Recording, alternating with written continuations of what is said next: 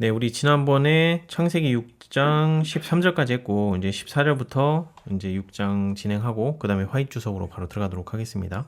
네. 자, 네, 14절. 너는 고페르나무로 너를 위하여 방주를 만들 때 그 안에 칸들을 막고 역청을 그 안팎에 칠하라. 내가 만들 방주는 이러하니 그 길이는 300규빗, 너비는 50규빗, 높이는 30규빗이라. 거기에 창을 내되 위에서부터 한 규빗에 내고 그 문은 옆으로 내고 상중하 3층으로 할지니라. 내가 홍수를 땅에 일으켜 무릇 생명의 기운이 있는 모든 육체를 천하에서 멸절하리니 땅에 있는 것들이 다 죽으리라. 그러나 너와는 내가 내 언약을 세우리니 너는 내 아들들과 내 아내와 내 며느리들과 함께 그 방주로 들어가고. 우선 여기서 14절부터 지금 16절까지를 보면 방주의 크기에 대한 언급이 나와요. 그래서 방주의 재료가 뭐고, 고페르나무라고 되어 있긴 한데 이 재료보다도 더 중요한 거는 이 방주에 대한 크기에 대해서 좀 디테일하게 나와 있다는 거죠.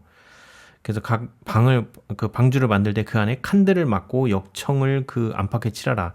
역청이라는 게 그 지금에 말하면은 그 석유 나오는 그곳에서 이렇게 얻는 그 뭐라고 했지? 아무튼 굳으면 되게 딱딱해지는, 우리 왜 아스팔트에 그런 거 하잖아요. 아스팔트 만들 때 쓰는 그 검은색 그게 역청인 것 같아요, 보니까.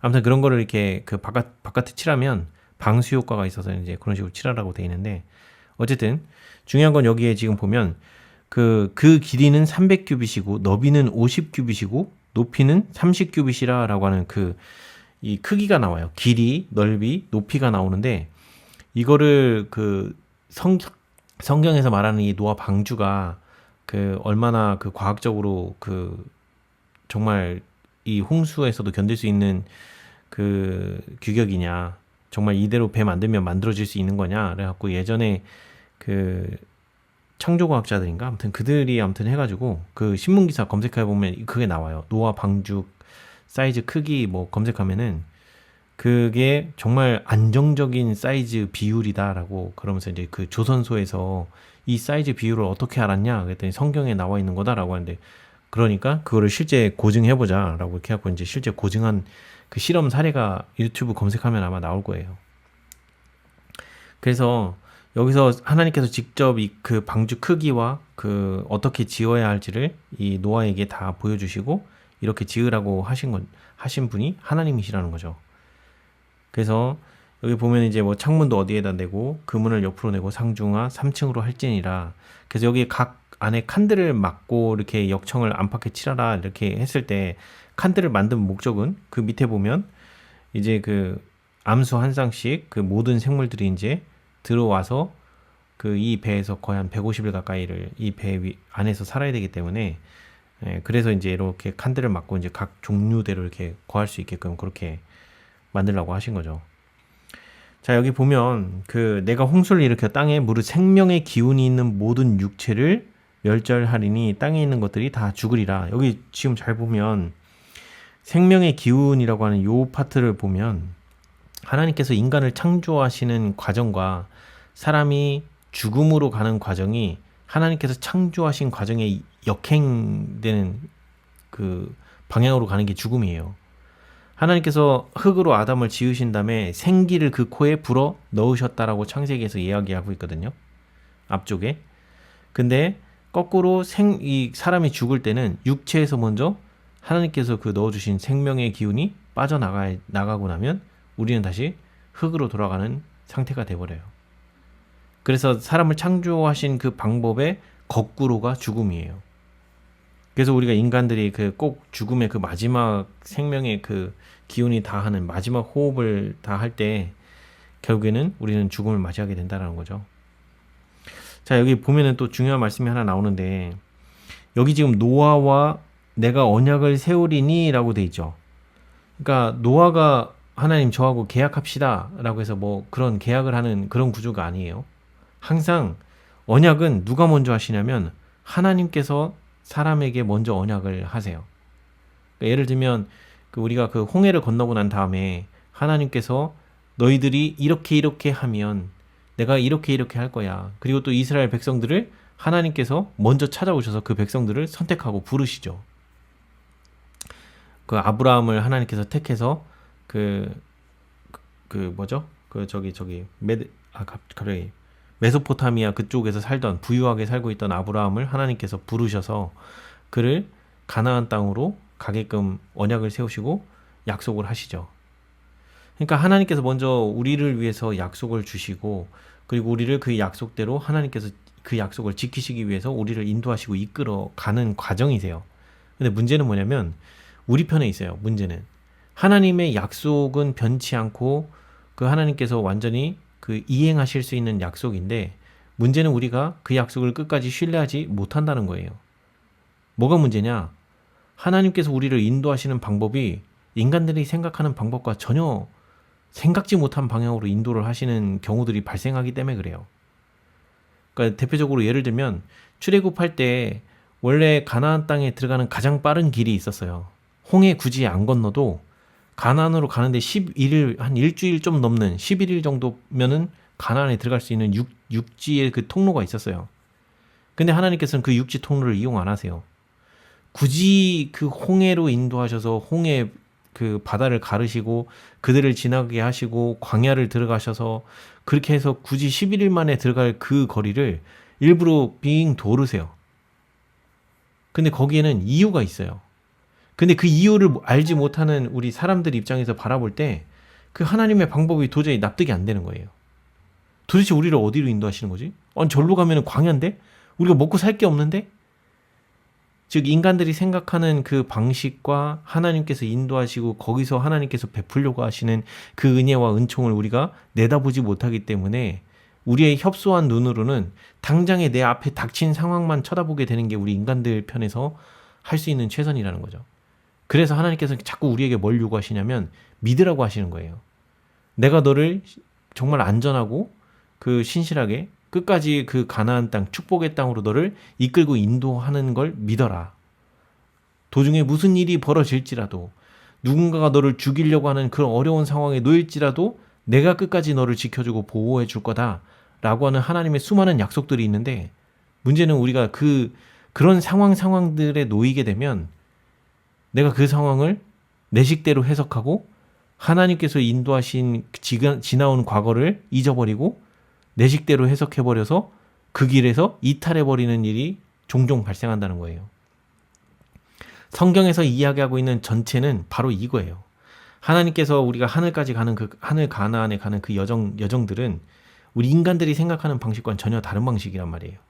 근데 우리는 우리 입장에서 내 입장에서 하나님이 이렇게 인도하실 거야 라는 어떤 추측을 해놓고 어떤 내가 생각해 놓은 계획이 있고 어떤 내가 뜻하는 방향과 길이 있는데 그 방향과 어긋나거나 이게 이탈되는 다른 방향이라고 생각을 하면 납득이 안 되고 수용하기가 어려운 거예요. 그래서 그 영역은 믿음의 영역인 거예요. 도저히 저 광야에 들어가서 어떻게 살겠다는 거지? 저 광야에 들어가서 먹을 게 없는데 어떻게 우리를 거기에 축복이 있다고 말씀하시면서 우리를 글로 왜 끌고 가시는 거지? 납득이 안 되는 상황인 거예요. 왜 우리를 하나님께서 구원하신다고 하면서 왜 죽음에 이르는 아무리 봐도 저 길은 죽으러 가는 길로밖에 안 보이는데 대표적으로 예수님이 제자들을 이끄실 때 그랬어요. 예루살렘에 이제 마지막으로 이제 입성해서 십자가에 달리시기 위해서 이제 예루살렘 성으로 가는 그때에 그 가는 길목에서 이제 갑자기 나사로가 죽었다는 얘기를 듣고 예루살렘 성전에 있다가 이제 나오셨다가 이제 나중에 그 나사로가 죽었다는 얘기를 듣고 예수님이 이제 제자들하고 하는 대화 속에서 보면 이제 제자들이 예수님이 다시 예루살렘 성으로 들어간다는 거는 아무리 봐도 돌 맞아 죽을 수밖에 없는 상황으로밖에 안 보이는 거예요. 그래서 도마가 예수님이 가신다고 하니 도마가 뭐라고 얘기하냐면 우리도 죽으러 가자라고 표현을 해요.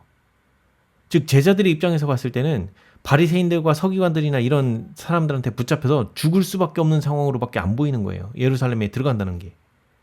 그런데 예수님께서는 그 길을 당당히 걸어가셔요. 결국엔 제자들도 죽으면 죽으리다 하면서 따라가긴 하는데 공포와 두려움 가운데에서 그렇게 따라간단 말이에요. 그러면서 이제 가서 갑자기 죽은 나사로가 사는 이적을 보고 난리가 나죠.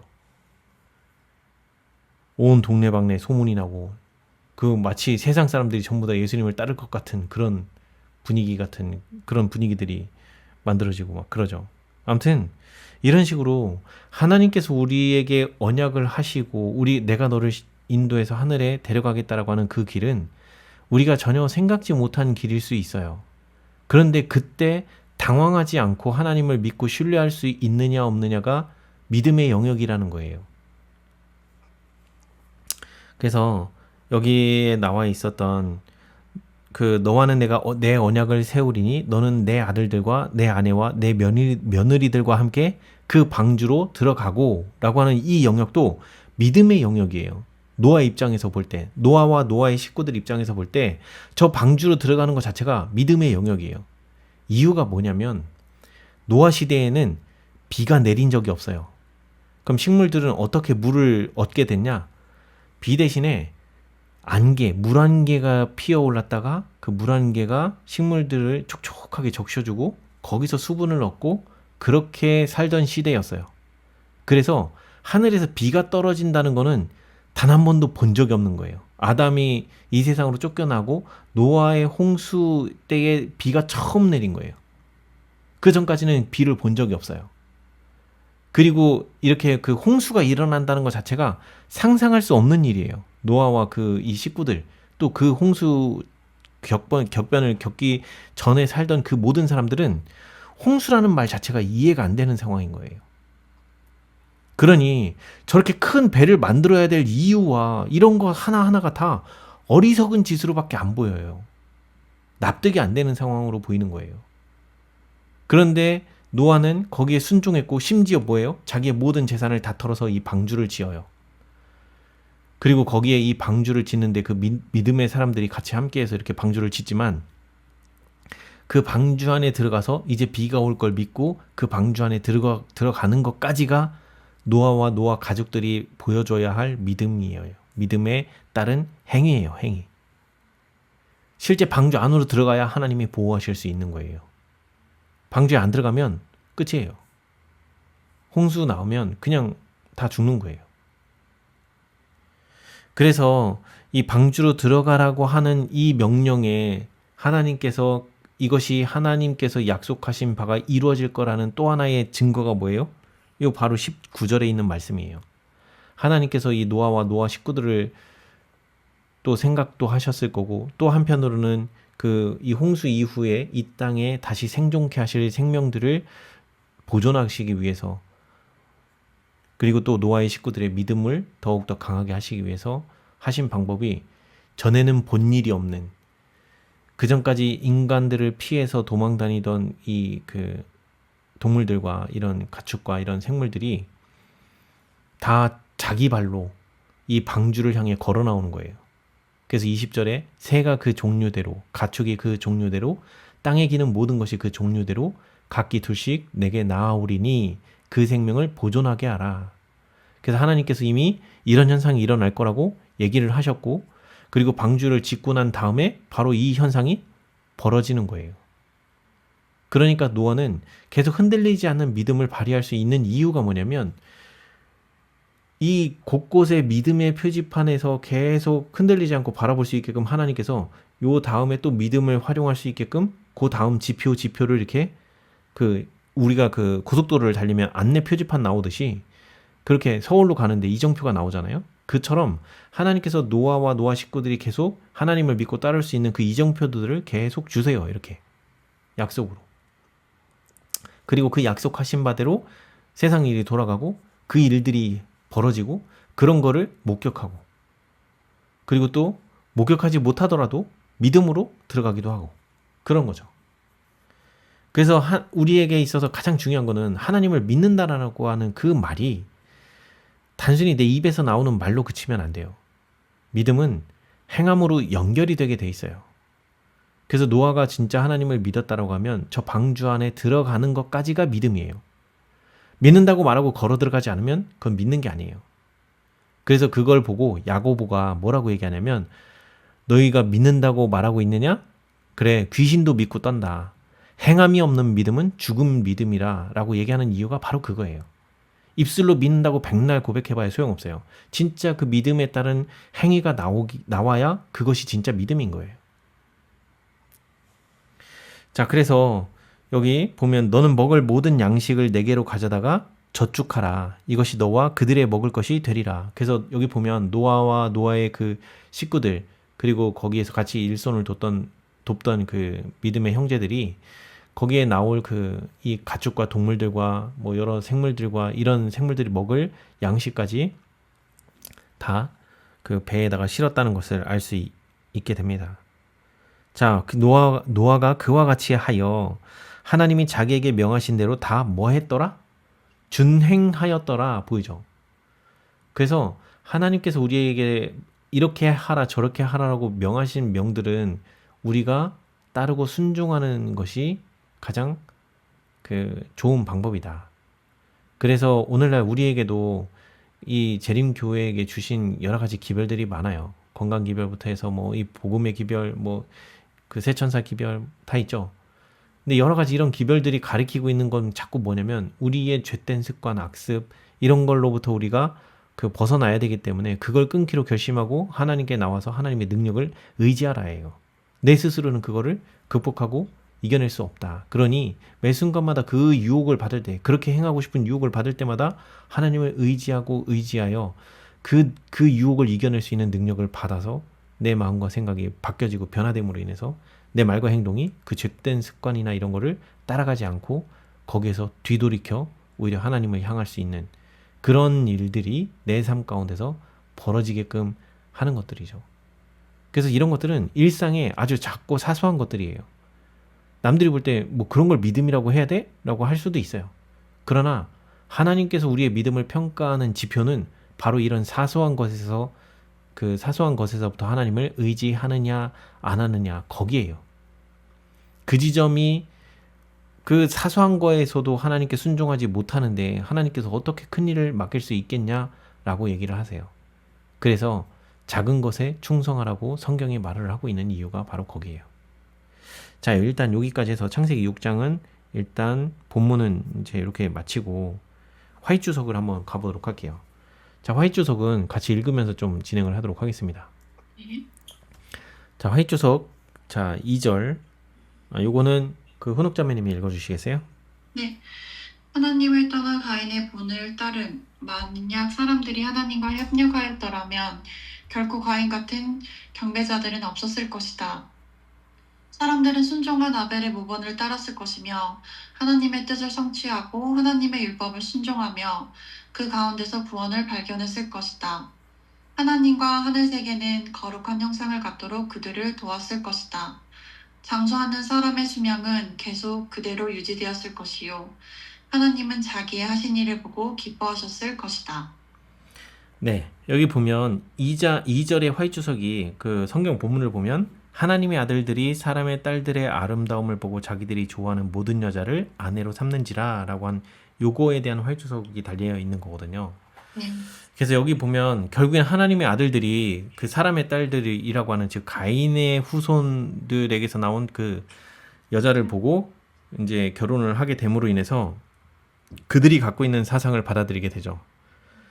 그래서 그럼으로 인해서 하나님께서 그들을 도울 수 없는 즉 자기 만족 또는 자기의 하고 싶은 대로 자기가 원하는 대로 그렇게 말하고 행동하면서 사는 것이 이제 그들의 삶이 돼버린 거예요.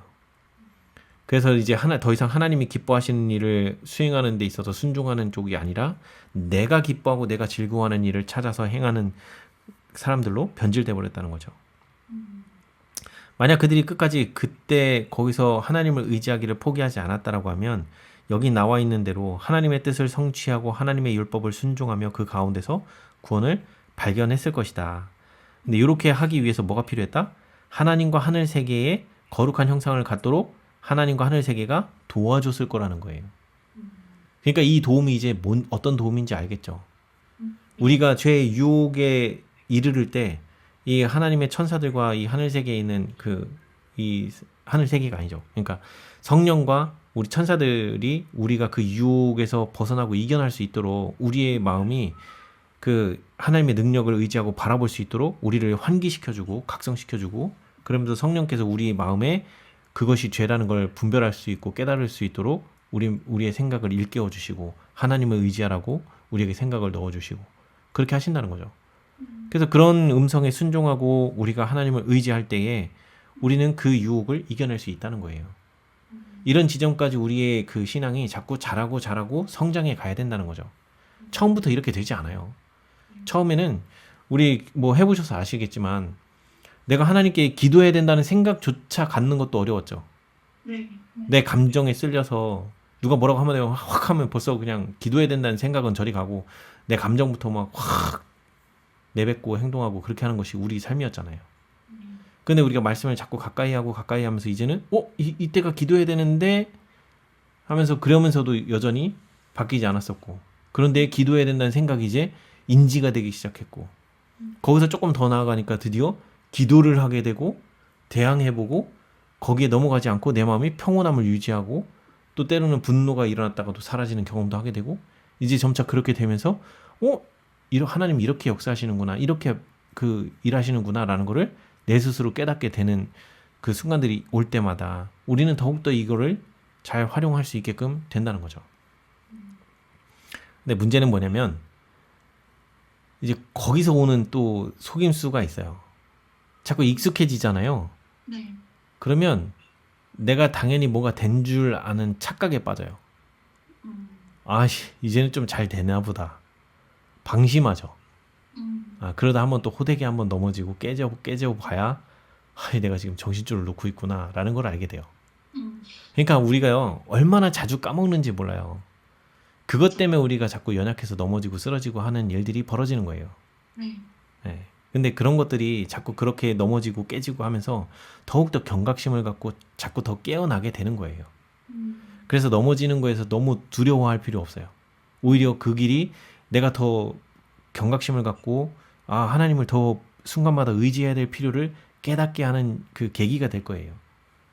그러면서 더욱더 하나님 말씀에 그 가까이 하고 말씀을 내 입에 내 생각에 자꾸 새겨놓고 말하고 이렇게 하다 보면 내 사상이 나도 모르게 변화되기 시작하게 되면서 하나님을 더 따르고 순종하는 일에 쉬워지는 쪽으로 가게 될 겁니다. 네. 자, 우리 3절은 효은자매님께서 읽어주시겠어요? 하나님께서는 그들에게 120년의 은혜의 기간을 허락하시고 그 기간 동안 그들에게 무드셀라와 노아와 그 외의 많은 다른 종들을 통해서 설교하셨다. 그들이 이 신실한 증인들의 증언에 귀를 기울이고 회개하여 돌아와 충성하였더라면 하나님은 그들을 쓸어버리지 않으셨을 것이다. 네, 여기 보면 이거 출처가 리뷰 1901년 4월 23일 이렇게 돼 있죠. 네. 자, 이것도 보면 여기에 중요한 말 나오죠. 이 120년이 뭐래요? 지금 그들의 나이가 120년, 너는 이제 앞으로 120살까지밖에 못 살아. 그 소리예요? 아니죠. 여기 뭐라고 돼 있어요? 은혜. 네. 노아 홍수가 실제 일어나기까지 120년 동안 은혜의 기간을 주겠다는 거예요. 그들이 돌이키고 회개할 수 있는 기회를 주겠다고 분명히 얘기하고 있어요. 그죠? 그래서 120년이 결코 사람의 나이가 120년으로 줄어들 거라는 그런 의미로 받아들일 필요가 전혀 없죠. 네. 자, 그 다음에 여기 중요한 말은 또 하나 뭐가 나오냐면 누가 전도하고 있어요? 여기 보면 무드셀라와 노아만 나와 있어요? 여기 뒤에 뭐라고 나와요? 그 외에 많은 다른 종들을 통해 라고 돼 있죠. 네. 그러면 무드셀라, 노아 말고도 그 외에 많은 다른 종들이 갖고 있는 특징이 있어요. 공통점 뭘까요? 하나님을 믿는? 그 믿음이라고 하는 그 말이 결국엔 뭐예요? 하나님의 참. 하나님께서 내 안에서 어떻게 일하시는지를 늘 경험하면서 사는 그 경험을 가지고 있다는 거예요. 네. 그래서 그거를 남들에게 설명해주고 그렇게 하나님을 의지하는 거를 가르쳐줄 수 있어요. 네. 즉 경험에서 우러나오고 이론으로 더 깊이 이해가 되고 깨달아지면서 경험의 깊이도 더 깊어져요. 네. 그러니까 더 가르쳐주기가 쉬워요. 그러니까 쉽게 배울 수 있어요. 그래서 복음이 원래는 어려운 게 아니에요. 경험적으로 알고 이해하고 경험의 깊이가 깊어지면 깊어질수록 가르쳐주는 건 되게 단순해져요. 네. 뭐예요? 결국엔 우리의 생각을 바꾸기 위한 게 그 성경에서 말하고 있는 전체 메시지는 우리의 생각을 바꿔주시는 그 능력의 하나님을 만나고 경험해보라는 거예요. 네.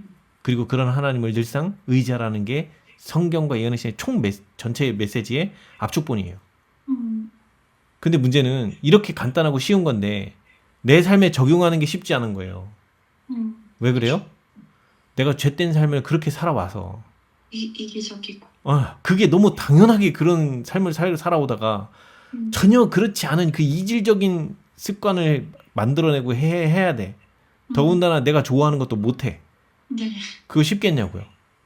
안 하려고 하죠. 내가 좋아하는 거 하고 싶어하는 그 충동이 나를 사로잡아서 그거 하고 싶어서 막 미치게끔 내 마음을 요동치고 두드리는데 음, 그 상황에서 내가 그걸 거부하고 하나님께 기도하고 의지하는 게 쉽겠냐고요. 그래서 우리 죄인들에게 있어서 복음은 단순한데 실제 삶으로 적용해보면 쉽지 않은 이유가 바로 이거예요. 내 욕구가 나와 싸우고 있기 때문에. 맞네요. 그래서 결국에는 뭐냐면 그래서 극기의 훈련이라고 하는 거예요. 음, 그래서 절제의 극기 이런 말이 자꾸 나오는 이유가 그거예요. 내 충동대로 내가 원하는 대로 그거 막 그렇게 하고 싶어서 먹고 싶어서 막 그렇게 쓸려 다니지 말라는 거죠. 근데 그렇게 안 쓸려 다닐 능력이 나한테 없어요. 없어요. 내 육체가 자꾸 그런 충동을 주기 때문에. 네, 근데 내 육체 안에 있는 그 죄된 본성이. 그래서 그거를 이길 수 있는 능력은 오직 신적인 능력 외에는 그걸 다스릴 능력이 없다는 거예요. 그래서 우리가 예수님을 의지해야 되는 이유가 거기 있어요. 자, 우리 그리고 또 이어서 그 밑에 그 효은자매님 에녹은 흔들리지 않은 증언을 가지고 있었음 해갖고 여기 요 절은 끝까지 다 가볼까요? 대홍수의 파괴 이전에 에녹은 흔들리지 않는 증언을 지니고 있었다. 우리 이제 지난번에 공부를 해왔었죠. 그 부다 선지자 6장에서 에녹이 이미 하나님의 그 환상을 통해서 미래에 벌어질 일을 이미 내다봤죠. 네, 대홍수 사건이 일어날 걸 알고 있었죠. 그래서 에녹과 노아 간에는 그 에녹의 아버지, 할아버지의 증조 할아버지, 에녹이 증조 할아버지 뻘 되거든요. 4대손인가 그래요. 에녹의 4대손이 노아예요. 그러니까 에녹이 이미 그 이 홍수에 대한 기별을 받았고 미래에 벌어질 사건을 이미 환상을 통해서 내다봤고 그때부터 세상이 망할 거에 대한 기별, 그 망할 세상이 이제 홍수로 멸망을 당할 거기 때문에 그 멸망에서 살아남기 위한 방법을 사람들에게 복음을 전했단 말이에요. 그런데 그때 세상이 어떤 세상이었다? 세상이 타락의 끝자락에 다 이르고 있었기 때문에 에녹이 세상의 유혹 가운데서도 흔들리지 않는 믿음을 갖기 위하여 어떻게 했어요?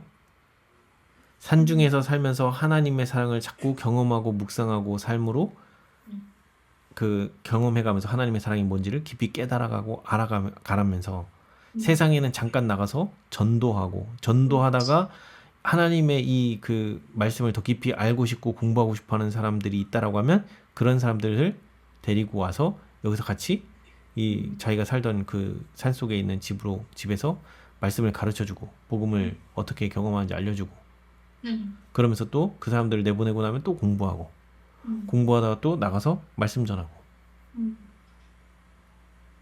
이 에녹이 흔들리지 않을 수 있었던 건 뭐예요? 그 세상에 타락한 가운데 살지 않았기 때문에 그런 거예요. 그러게도. 네. 그 타락하고 있는 그 도시 가운데 살았다라고 하면 참 쉽지 않았을 거예요. 근데 우리가 한 가지 알 수 있는 사실은 뭐냐면 요셉의 이야기나 다니엘의 이야기를 통해서 보다 보면 하나님을 믿는 믿음이 어디까지도 드러날 수 있느냐, 흔들리지 않을 수 있느냐, 애굽이라고 하는 하나님을 믿지 않는 그 나라에서조차도 절대 흔들리지 않는 믿음으로 설 수 있다. 바벨론이라고 하는 온갖 우상과 온갖 잡신이 모여있는 그 바벨론 그 나라에서도 다니엘과 세 친구들은 끝까지 어떠한 유혹에도 흔들리지 않고 하나님께 충성하며 순종하는 자리에 있었다. 성경은 이야기하고 있어요. 아시겠죠? 근데 한 가지 우리가 알아야 될 건 뭐냐면 네. 그들의 기초가 탄탄했다는 거예요. 하나님에 대한 기초가 탄탄했다는 거죠. 요셉은 하나님 아버지를 어떻게 경험하는지를 알고 있었던 야곱에게서 늘 무릎팍에서 하나님이 어떤지 하나님의 이야기를 듣는 걸 좋아했던 사람이 요셉이에요. 그리고 자기에게 위기가 닥쳤을 때 드디어 아버지가 믿던 하나님이 나에게도 그런 하나님의 능력이 필요하다는 것을 깨닫고 그때부터 내가 하나님께만 순종하기로 결심하면서 애굽에 끌려가는 길에서 그 결심을 해요. 그게 요셉이에요. 다니엘과 세 친구들은 왕궁에서 자라는 그 왕손들이에요. 왕손들이나 그 고위 귀족층들이에요. 그런 귀족층들인데 그 귀족층들 중에도 그들의 부모들이 그들의 신앙 교육을 제대로 가르쳐 줬어요. 그 이유가 뭐냐면 요시아가 종교 개혁을 한번 했거든요. 요시아의 그 할아버지가 누구예요? 므낫세. 므낫세가 어떤 인간이다? 아시겠죠? 므낫세가 무진장 죄짓고 기별자 죽이고 온갖 하나님께 모든 죄악의 잔을 다 채운 게 므낫세예요. 아, 네, 맞아. 근데 그 므낫세가 바벨론 감옥에 그 아수르에 그 붙잡혀서 바벨론 감옥에 갇혀서 거기서 하나님을 발견하게 되고 하나님을 의지하는 것을 드디어 깨닫게 되고 거기서 참된 회개를 해요. 그래서 하나님께서 그를 다시 유다의 왕으로 되돌이키셨어요. 그래서 유다 왕으로 되돌아오고 나서 봤더니 자기가 무슨 짓 했는지 그 증거들이 곳곳에 널렸잖아요. 우상 숭배하고 이렇게 했었던 그 증거들이. 그래서 그것들을 다 뒤집어 엎고 그렇게 하고 싶고 막 종교개혁을 하려고 했는데 이미 백성들의 마음이 완악해질 때는 완악해져서 반응이 별로 없는 거예요. 그래서 그런 므낫세가 결국에 한 게 뭐냐면 자기의 손자 요시아에게 요시아가 8살의 왕위에 즉위를 하거든요. 네. 그 꼬맹이 때 즉위를 해요. 근데 그 꼬맹이 때 즉위한 그 요시아가 하나님을 끝까지 신실하게 믿어요. 그 힘이 어디서 나왔겠어요? 바로 그 깐난쟁이 때의 그 요시아를 므낫세가 죽어라고 하나님을 가르쳐주고 하나님을 의지하고 하나님께 기도하고 하는 이 모든 거를 다 얼마나 가르쳤겠어요. 그 요시아의 아버지인 그 아몬, 므낫세의 아들 아몬인가 있는데 그 사람은 2년 동안 즉위하고 물러나거든요. 네. 그러고 난 다음에 요시아가 왕위로 올라가는 거예요. 그러니까 므낫세가 얼마나 그 뒤늦게 회개를 너무 뒤늦게 하긴 했지만 자기의 죄로 인해서 얼마나 많은 사람들이 그 죄의 영향 아래 놓이게 되는지를 생각을 했을 때 너무 뼈저리고 아픈 거예요. 마치 다윗이 그 죄의 결과를 하나님께서 다윗의 죄의 결과를 막지 않으시고 그 죄의 쓰라린 결과를 맛보게 하신 것처럼 므낫세도 자기 죄의 결과를 쳐다보고 얼마나 그 눈물로 마음 아파하고 괴롭고 힘들었겠어요. 그러니까 오히려 더 죽자고 하나님의 사랑을 얼마나 더 절절하게 그 손자한테 전했을까요? 안 봐도 그려져요. 그런 요시아가 8살의 왕위에 즉위하고 난 다음에 이 나중에 율법책을 그 발견하게 되고 그러면서 하나님의 율법을 읽었더니 자기들이 얼마나 큰 범죄를 하고 있는지를 깨닫고 종교개혁을 일으키기 시작해요. 그때 하나님께서 예레미야 선지자를 붙여주셔갖고 예레미야와 함께 여러 그 선지자들과 함께 그 종교개혁을 시작을 했는데 이 요시아가 젊은 날에 요절을 해버려요. 31살의 나이에 죽어요. 그래서 예레미야가 너무 슬퍼해갖고 이제 종교개혁이 막 시작된 지 얼마 안 돼서 이 왕과 함께 더 갔으면 일대 이 국가적인 그 개혁이 일어날 건데 그걸 끝내 못하고 참 왕이 먼저 요절해버리니까 이 예레미야가 마음이 미친 듯이 아픈 거예요. 그래서 지은 게 예레미야 애가예요. 아시겠죠? 네. 그래서 우리가 이 성경을 보면 어느 곳에서도 흔들리지 않는 어떤 유혹에서도 흔들리지 않는 믿음을 가질 수 있게끔 하나님을 의지하는 법을 우리의 삶 가운데서 계속 배워나가고 그리고 나의 일상에서 늘 적용해 보고 실패할지라도 다시 일어서는 법도 배우고 이럴 필요가 있는 이유가 바로 앞으로 닥쳐올 저런 유혹과 환란 가운데서도 흔들리지 않을 수 있어야 되기 때문에 우리는 일상에서 그런 경험들을 해봐야 되는 이유가 거기 있는 거예요. 자, 우리 또 노아와 무드셀라의 음성, 요거는 효은자매님이 읽어주시겠어요? 하느님은 홍수로 세상을 쓸어버리시기로 작정하셨지만 자비와 사랑으로 그들에게 120년간의 은혜의 기간을 주셨다. 방주를 만들면서 이 기간 동안 노아와 무드셀라 등 하나님의 종들은 경고와 탐험의 음성을 높이었다. 그리고 방주를 짓는 망치 소리 하나하나는 경고의 기별이었다. 네. 여기 보면 지금 좀 처음엔 이해 못할 소리이긴 하지만 망치 소리 하나하나가 경고의 기별이었대요. 이거 이해되세요? 이게 시간과 비유된 거. 아, 그거보다 음, 방주를 만드는 것 자체가 무슨 짓이라고요? 음, 미친 짓이라고요. 음, 그 당시 세상 사람들로 봤을 땐 홍수라는 걸 경험해 본 적이 없는 사람들이에요. 그러니까 하나님께서 홍수를 일으키겠다고 하는 그 기별을 믿지 않는 이상은 이 배를 만들 이유가 없어요. 음, 그런데 지금 이 노아와 무드셀라가 하나님에게서 받은 그 기별을, 그 경고의 기별, 세상이 곧 물로 멸망할 거라고 하는 그 기별을 전하면서 그거를 하고자 지금 방주를 짓고 있는 저 망치 소리 하나하나가 그 기별과 같은 역할을 하고 있다는 거죠. 지금 뭐 하고 있기 때문에? 노아와 그 믿는 사람들이 배를 짓고 있기 때문에 네. 지금 그들이 경고한 대로 세상이 그렇게 이제 멸망당할 거기 때문에 우리는 배를 만들고 있어. 그러니 너희들 뭐 하라고? 이 기별 받아들이라고. 그러면서 그들이 두드리는 그 망치 소리 하나하나가 다 뭐예요? 이제 그 멸망이 이르러 오고 있어 라는 메시지하고 똑같은 거예요. 방주를 만들고 있으니까. 네. 홍수에서도 견딜 수 있는 방주를 만드니까. 그러니까 나중에 뭐 하라는 거예요? 이 배에 타라고. 이 기별, 즉 세상이 멸망할 거라는 이 기별을 믿고 받아들이고 지금 멸망에 대비하라는 거예요. 음. 대비하면 너희들도 살 수 있어 라는 이 메시지인데 이게 오늘날 우리에게도 똑같이 들리고 있는 거예요. 지금 예수님께서 재림이 코앞에 이르렀어요. 지금 유럽이 오늘 이제 기사를 잠깐 보다 보니까 유럽 나라 곳곳에서 지금 징병제, 모병제, 원래 모병자들 징병제하고 지금 전쟁 준비하고 있는 거 아시죠? 네, 알고 있어요. 예. 지금 화이트부인이 그것도 무려 100 몇십 년 전에 써놓은 책에 뭐라고 돼 있냐면 세상 끝이 이르면 곳곳에서 전쟁을 치를 분위기가 형성이 되고 그러니까 하나님의 그 내천사가 지금 그 바람을 붙잡는다는 그 계시록의 예언이 있거든요. 네. 그게 전쟁의 바람을 붙잡고 있는 거예요. 전쟁과 재난과 지진과 이런 것들이 일어나기 전에 하나님의 백성들이 인침을 받아야 되거든요. 네. 근데 지금 벌써 세상에는 지금 뭐가 차고 있어요? 전쟁의 기운이 곳곳에서 일어나고 있죠. 이미 전쟁 벌어진 데도 있고. 네, 네, 반.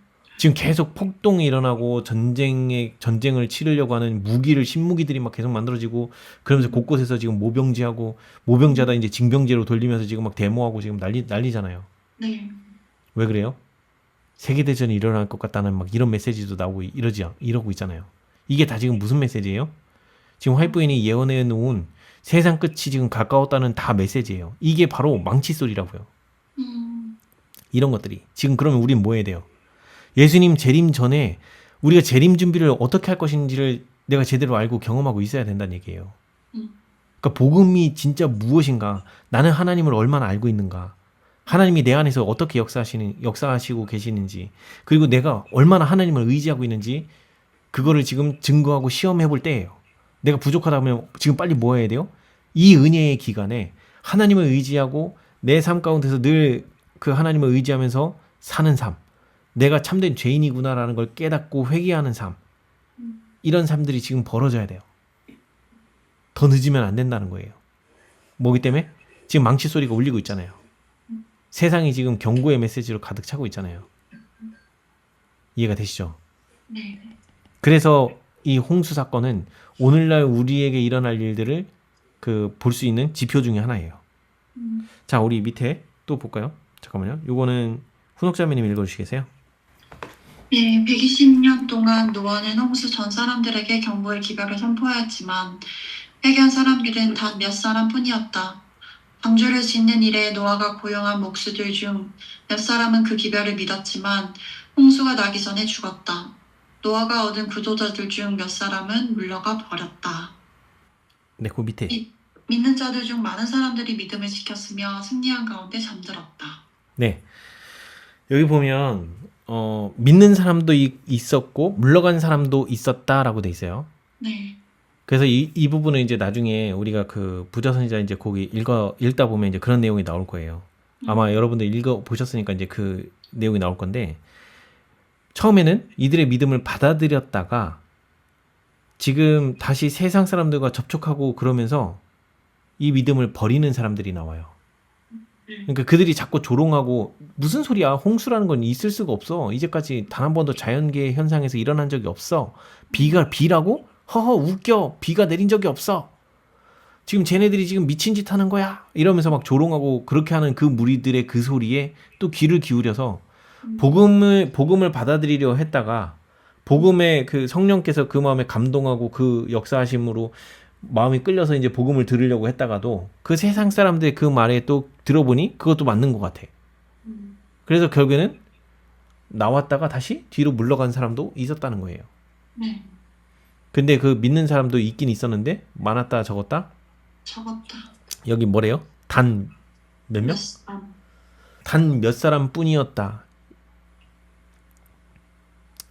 이때 인구가 얼마나 됐을지는 모르겠어요. 근데 여기 지금 그때 회개한 사람들은 몇 명이라고요? 몇 사람 단 몇 사람뿐. 네. 이게 심각한 거예요. 우리가 예수님 재림 직전에 마태복음 24장에 보면 예수님께서 말세에 일어날 일들, 거짓 선지자들이 많이 일어날 거라고 말씀을 하세요. 노아 때도 저렇게 구원받는 사람이 소수라면 우리 때도 마찬가지라는 거예요. 그래서 예수님께서 내가 이 땅에 올 때에 믿음을 보겠느냐 라는 말씀을 하세요. 그 얘기는 즉 무슨 얘기예요? 마지막 때 많은 사람들이 어떻게 될 거라는 거예요? 거짓 선지자한테 다 속는다는 거예요. 심지어 믿는다고 하는 많은 사람들 중에도 거짓 선지자들에게 속아서 자기들이 믿고 있는 게 그 거짓 기별이 참인 줄 알고 믿고 있다가 멸망당한다는 거예요. 이게 마지막 말세에 처한 사람들의 형편이에요. 왜 그러냐? 그 계시록 3장에 보면 네. 라오디게아 기별이 있어요. 라오디게아 교인들에게 주는 기별.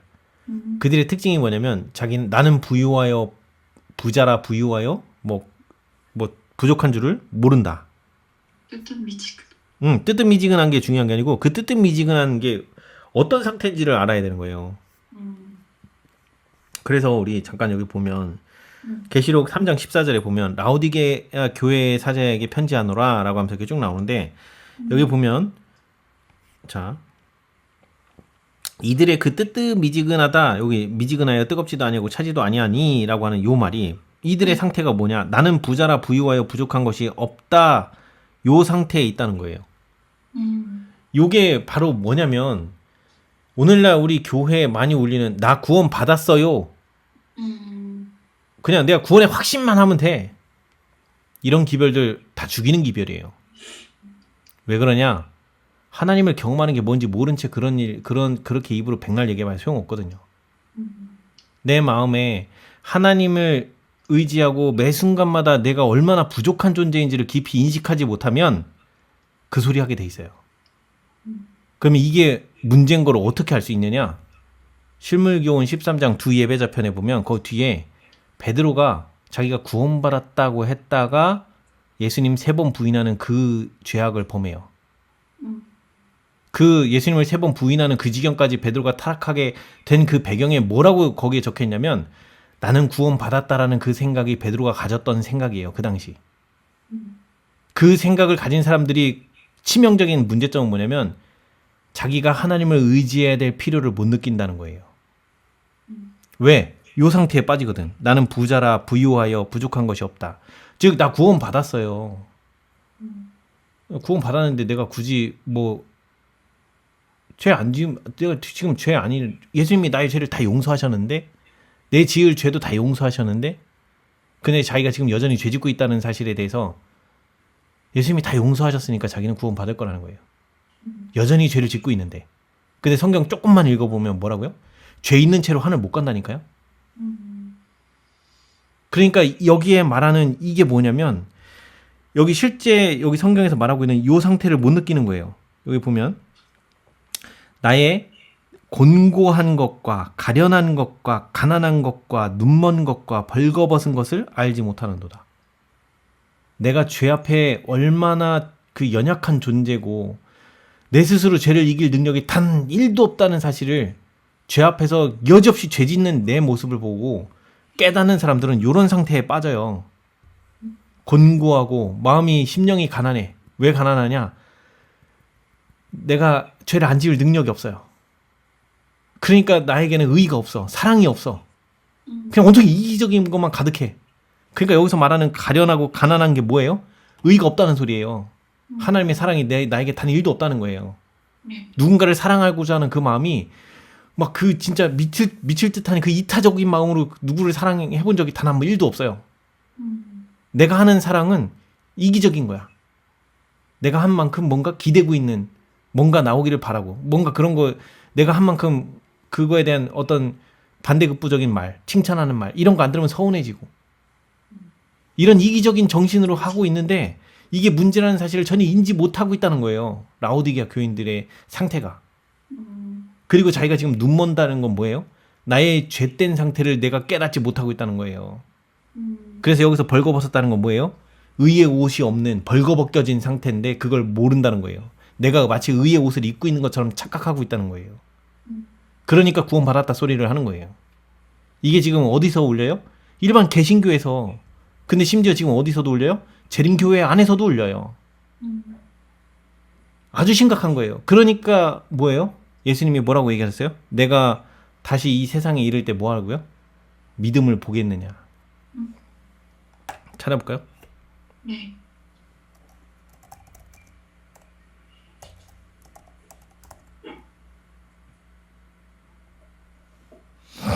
자, 누가복음 18장 8절에 있네요. 자, 여기 보면 그 18장 8절에 보면 내가 너희에게 이르노니 속히 그 원한을 풀어주시리라 하면서 요 뒤에 뭐래요? 그러나 인자가 올 때에 뭐라고요? 세상에서 믿음을 보겠느냐 하시니라. 보이죠? 네. 그러니까 예수님이 이 땅에 재림하실 때 지금 세상에 믿음을 가진 자가 몇 명이라는 거예요? 극히 소수라는 거예요. 많이 없을 거. 아시겠죠? 네. 그래서 그 지금 우리가 여기 읽었었던 아까 그 무드셀라하고 이 그 노아가 그렇게 외쳤는데 몇 명만 구원을 얻는다? 몇 사람? 단 몇 사람 뿐이었다. 알겠죠? 네. 그러니까 제대로 공부하고 내 마음 속에서 벌어지는 이 하나님의 역사하심을 경험하지 못하면 다 거짓 기별에 속아 넘어가서 다 불탈 거예요.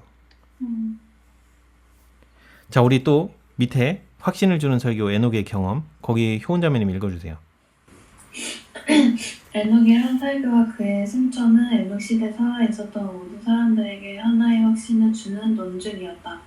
그것은 또 의인이 승천할 수 있다는 것을 보여주기 위하여 노아와 무두살라가 힘있게 사용할 수 있었던 논증이기도 했다. 이 부분이 이제 우리가 훈수장 보면 왜 요런 내용이 적혀있는지 이해가 될 거예요. 이제 우리가 요 대홍수를 맞기 전까지 죄인들은 하나님께서 내박쳐 두신다라는 그런 그러니까 자기들은 이미 버림받았고 죄인이기 때문에 우리는 희망이 없어. 도저히 뭐 세상 속에서 이렇게 그냥 그 하나님께 구원받는다고 하는 그런 거에 대한 소망 자체를 다 잃어버릴 정도까지. 그래서 그 정도까지 이제 세상에 그런 정신이 가득 차가고 있는 그 시절에 하나님께서 뭘 보여주신 거예요? 죄인이라 할지라도 하나님을 의지하는 자는 다시 하늘에 돌아갈 수 있다는 거를 이 에녹을 산채로 승천시키면서 증거로 보여주신 거예요. 그러니까 노아와 무드셀라가 하는 말이 뭐라는 거예요? 너희들도 봤지 않냐? 에녹이 하늘에 저렇게 산채로 들려진 거 봤지? 하나님께서 죄인이라고 다 버리시는 게 아니고 죄인이라 할지라도 하나님을 의지하면 누구든지 하늘에 갈 수 있다. 이게 복음인 거예요. 그 복음의 예로 에녹이 살아서 승천한 그 예화를 많은 사람들이 봤으니까 쓸 수 있는 거예요. 증거할 수 있는 증인들이 많으니까. 네. 아시겠죠? 네. 자, 그 다음에 우리 훈옥자매님. 불신자와 효제가 잃어버림을 당한 원인이었음. 노아가 방주를 짓기 시작할 때 믿었던 사람들이 믿음을 잃어버린 것은 불신자들과 나눈 교제 때문이었다.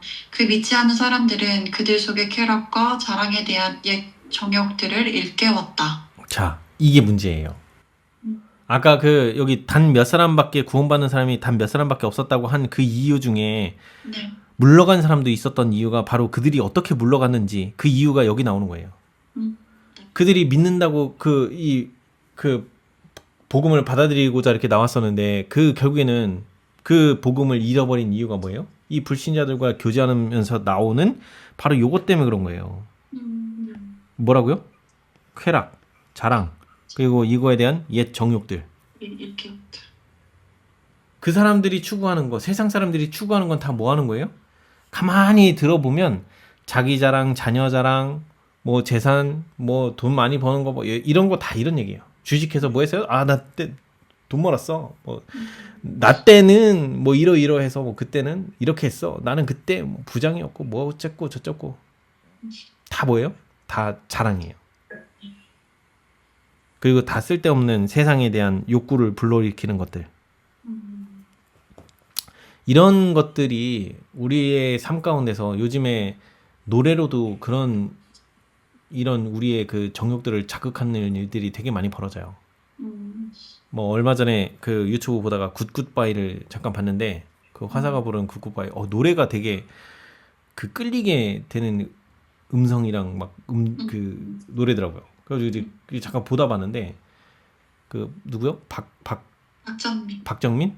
네. 그 청룡 영화제 완전 대박 그 영상이라고 하면서 이렇게 떠는 거 봤는데 그 장면을 보는데 야 이거 진짜 쓸려가겠다.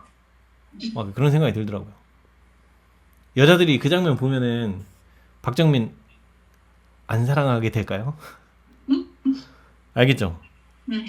그러니까 이게 세상에 있는 지금 우리가 캐대언이라든지 막 이런 노래들 많이 나오잖아요. 네. 근데 그런 노래들을 가만히 듣고 있다 보면 그 노래들이 주는 가사들은 우리에게 용기와 희망을 준다고 하는 가사들 이런 것들이 되게 많아요.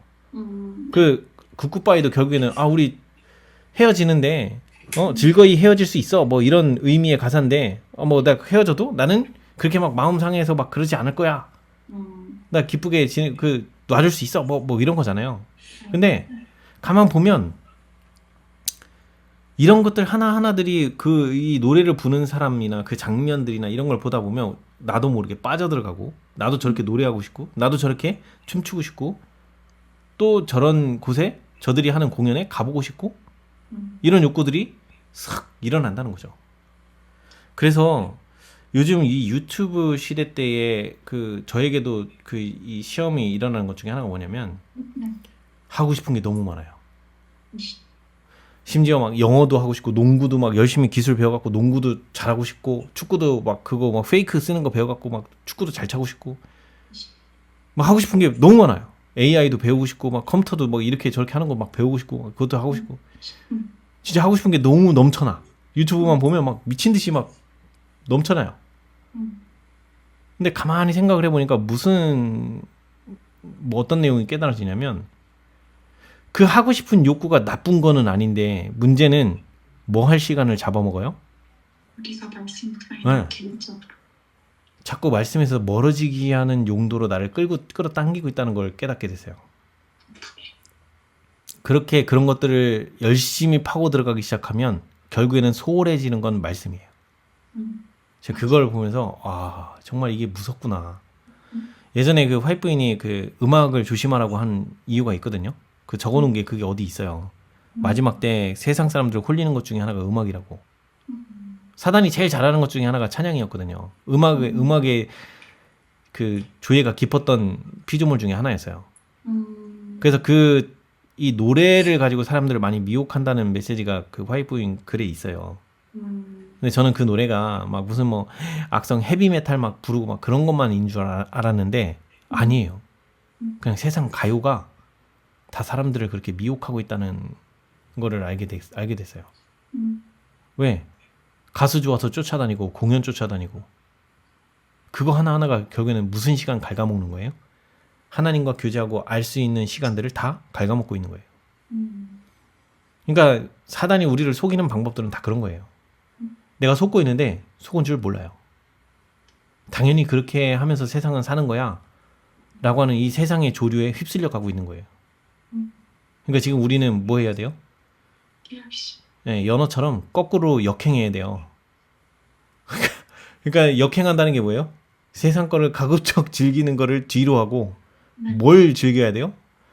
말씀을 읽고 깨닫는 걸 즐기는 시간을 더 많이 가져야 돼요. 자, 우리 요 마지막 문단만 요거만 보고 4절부터는 다음 시간에 하시죠. 자, 여기 훈옥자매님 읽어주실래요? 노아 시대에 싸우셨던 그리스도. 이 목적을 위하여 하나님의 아들이 나타나셔서 마귀의 일을 멸하려 하셨다. 노아의 시대의 그리스도께서는 이런 싸움에 종사하셨다. 경고와 책망과 초청의 기별로 구세계의 거민들에게 말씀하신 것은 그분의 음성이었다. 그는 사람들에게 120년간의 은혜의 기간을 주셔서 그들로 회개케 하려 하셨지만 사람들은 사탄의 기만을 택하고 홍수의 물속에서 멸망하였다. 네. 우리 마지막 때도 요 똑같은 현상이 벌어질 거예요. 경고와 책망과 초청의 기별을 뭐한다? 멸시하고 무시한다. 그리고 이런 거에 관심 없고 하나는 소 팔러 가고 하나는 땅 사러 가고 하나는 집 보러 가고 세상 일에 바빠서 이 경고와 책망과 초청의 기별을 업신여긴다는 거죠. 이게 이 노아 홍수 때에 그 사람들이 멸망받은 이유예요. 그들이 복음에 대해서 조금만 더 깊이 이해하고 깨달으려고 애쓰고 그걸 가르쳐주는 자들을 조금이라도 따르고 했다라고 하면 요걸 발견했을 거예요. 사탄이 속이고 있다는 거. 우리를 멸망시키기 위해서. 오늘 우리가 깨어있기 위해서는 사탄이 우리를 어떻게 속이고 있고 하나님은 우리를 어떻게 해서 그 사탄의 속임수에서 우리를 빼내시고 우리를 어떻게 진리 가운데 굳게 서게 해주시는지를 말씀을 보면서 내 삶 가운데서 하나님의 능력을 경험하면서 알고 깨달으셔야 돼요. 그래야 우리가 유혹에 대항하고 넘어지지 않을 수 있어요. 처음부터 안 넘어지는 거 불가능합니다. 넘어져 보면서 배우는 거예요. 넘어져 보면서 깨닫게 되고 이 글자로만 배웠던 그 글자 속에 있는 이 말씀이 이제 삶 가운데 체득이 되고 이해가 되는 거예요. 왜 죄인에게 예수님이 오셔야만 했는가? 그것이 내가 넘어져 보니까 알겠는 거예요. 괴롭고 힘든 그 시간에 나에게 도움의 손길을 내주면서 나도 너를 정죄하지 아니하노니 일어나 다시는 가서 죄를 범하지 말라 라고 하는 그 예수님의 음성이 얼마나 진짜 꿀같이 들릴 건지. 넘어져 본 사람은 그 기별 오면 냅다 손 내밀 거예요. 감사합니다. 이런 나를 용서하신다니. 그래서 우리가 삶 가운데서 경험하고 그 말씀이 살아서 내 안에서 역사하는 그 경험을 맛볼 때 그 말이 무슨 의미인지 깨달아지고 알게 되면 전혀 다르게 보일 거예요. 신앙생활 달라지게 됩니다. 자, 오늘 여기까지 하고 마치도록 하겠습니다. 자, 혹시 질문 있으시면 질문하고 없으면 마치도록 할게요.